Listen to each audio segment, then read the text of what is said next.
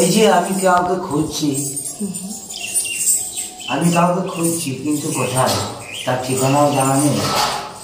এক সময় হয়তো একসঙ্গেই আমরা ছিলাম, তারপরে এখন সব আলাদা হয়ে গেছে, তাই তারও ঠিকানা পাচ্ছি না, সেও হয়তো আমার ঠিকানা পাচ্ছে না।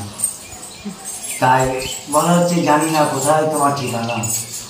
সবই ছিল, সবই আছে, সেই ভালোবাসা যখন আছে সবই আছে, কিন্তু কাছে নাই শুধু।